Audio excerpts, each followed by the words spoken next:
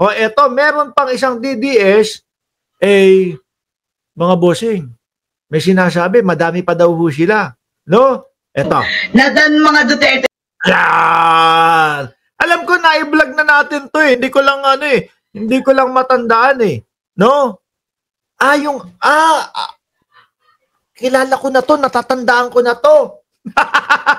Ito yung yung pagka-aresto kay dating Pangulong Duterte. Tapos ang sinabi is hindi na po kami nagtototnak ni Katribo. Ilang araw na po kaming hindi nagtototnak ni Katribo. Bakit daw? Kasi daw po walang totnak si dating Pangulong Duterte doon sa loob. Itututok pa lang daw po yung ratbo. Ano ba kasi to? Itututok pa daw ho, itututok. Nawawala ng gana na daw kasi iniisip daw ho nila si dating Pangulong Duterte, alaws totnak daw doon sa loob. Kapag kami nagtanong sa inyo, mga bata dyan sa gilid ninyo, tinanong, ano po yung sinasabi ni Kuya Mark? Sabihin nyo, ano na lang, huwag mong intindihin yun. Ganun. Pansit Canton na lang ho. No? Gustong pansit Canton. Gustong kumain ng babae ng pansit Canton. O yan, ha? O, game. Banat, madam. They know that once you realize your number, the sheer number of the Philippines. Ano daw? Putwagis na yan. Hindi ko naintindihan. Ulit nga, atras ko. Mukhang may totnak na to ha. Ano na, maganda na mood eh. They know that once you realize your number, the sheer number. Ulitin ko nga putwagis. Kayo ba naintindihan nyo? Di ba yan si Jer, sabi ni Ma'am Mabel Quinjo? Ito yun. Yung walang totnak, hindi nagtotnak kasi daw nakulong si dating Pangulong Duterte. Naku po. Hanggang ngayon kaya ay wala pa din. Kasi mukhang matatagalan pa eh. Ulitin ko hindi ko alam kung ako lang yung hindi makaintindi. Jazir! Pakinggan natin lahat. They know that once you realize your number, the sheer number of the Filipinos. The sheer number of the Filipinos. Ano? In Metro Manila alone, na dan mga Duterte supporters at talagang galit dito kay Bangag and they na gusto ang Uy! Sira ang tuktok nito. Ang sinasabi nung nakararaming Pilipino doon, kapag ka daw nakakita at merong sumigaw ng bring him home, totoplakan daw nila sa ulo. Ang sinabi ng mga nandun, ayaw namin nang may sisigaw dito ng bring him home. Yun yung sabi ng mga tao doon. Diba? Kaya nga hindi sila welcome doon sa Luneta. Bakit ho? Kasi ang sisigaw daw doon, ang ipinaglalaban doon ay yung laban korupsyon. Nilinaw naman po ng mga realista. Nilinaw po nila. Walang kulay-kulay dito, walang sisigaw ng bring him home, walang walang Duterte dito. Ang laban ay para sa korupsyon. Ultimo ho mga kababayan, yung legendary na si Renato Reyes, sapul ang ulo, tinamaan dito. Ultimo ho si Renato Reyes, ano sinabi niya? Hindi kami pumunta dito para sabihin na pababain si Bongbong Marcos. Pumunta kami dito para makisali doon mismo sa laban korupsyon. Di ba, Ma'am Marites Musni? Ano sinasabi nito? Na sinasabi niya, ang dami daw na mga BBF na mga Duterte, DDS. Melanio Gonzales, Mark Ramos, birahin mo yung kontro kay BBM. Gusto nilang ibalik ang Duterte, DDS. Paano naman makakabalik? Unang-una, nandoon no. Ngayon, ayun, 3 kaso. Di ba? 3 kaso. Na hindi lang hindi pag sinabing 3 kaso lang pala eh. Hindi ibig sabihin 3 tao lang. Ilan? Parang 79 na tao ang nakalapaloob doon sa 3 kaso na yun. Paano makakabalik yun? Tapos eto pa nga ho, may 8 pangalan na kasama. May 8 pangalan na kasama doon sa inilabas ng ICC. Yan ho yung main topic natin. Banat! Na gusto ang change talaga. Ayaw nila na ma-realize nyo ulit yung number ninyo. They don't. Ano daw? Ayaw ma-realize yung number. Ano ba yan? Pangweting o saan?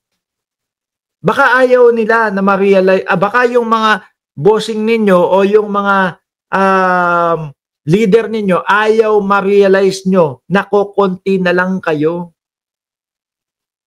Kakaunti na lang, nag-ano to, chonky ito? Tudyong din pala to eh. Alicia Duran, shout out. Mark, 4 na ang kaso. O ngayon, tingnan nyo, natulog lang ako. Kagabi, 3 ang kaso. Ngayon, 4 na. Boo, ang inabot ni Chavit sa rally. O, isa pa ho yun, Sir Jun Dizon. Totoo. Di ba?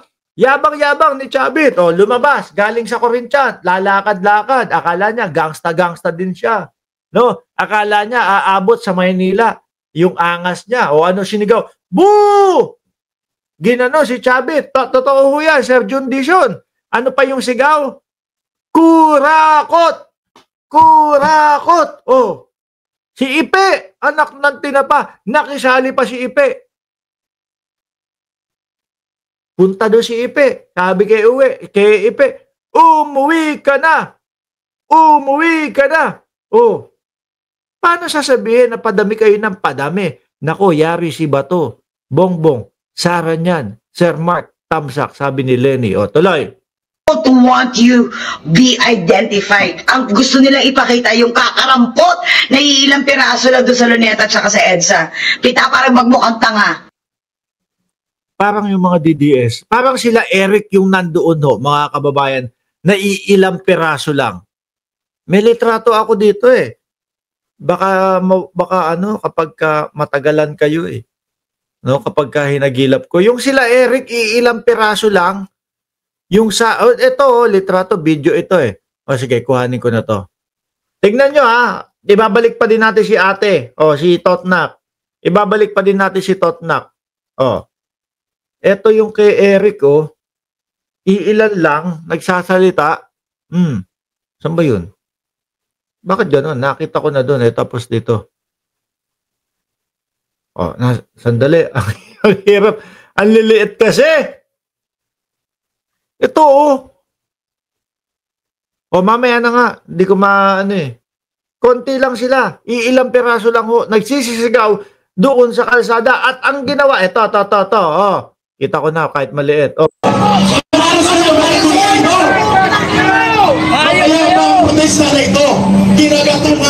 O, ayan ang katotohanan. Sila ang iilan lang. Kung bibilangin mo, kaya mong bilangin eh. Siguro mga 30 lang ho ito, mga kababayan. Ano ginawa? Nung mga nagpunta doon para labanan ang korupsyon, pinuntahan sila. Sara resign. Sara resign. Pahiya sila. Di ba? Yun ba yung sinasabi na madami kayo? O, si Kalbo, o. No, nakita mo? Ay, kapag alam mo na, syempre, kapag yung rally ng mga DDS, yung may mga ganyan, may mga PIPI, o narinig nyo? Pakinggan nyo ha, o rally ng mga DDS. Alam mo kung sino yung mga nagrarally pag may ganito ho eh, o. O, narinig nyo? Alam mo na, di ba, Sir Tony Ninobla? O, balik tayo kay ate. Lalo na yung mga nasa EDSA, pinagmumukha nila tanga right now, pinagtatawanan nila. Why? Because the people that are rallying right now in EDSA are surrounded by mga militante. I am telling you right now. Ano? I'm telling you right now. Mendiola lang po. Mendiola lang. Wala nang iba. Mendiola lang. Ano daw? Mendiola lang yung ano daw. DDS yan, basta murahan. Sabi ni Sir Tony Ninobla. Ronalyn Pancho, shout out sa iyo ng Olongapo. Okay? Dahil ang mga kino-cover po, ang kino-cover ng mainstream media ngayon, yun lang mga lugar kung nasaan ang mga kampi. Hindi, kinobe. Ayun nga, kaya nga may video sila Eric eh. Diba? Kaya nga may video sila Eric na 30 o wala pang 30 yata. O kaya nga nakita namin, kaya may na-play kami dito, nako konti lang eh. Oh. Ng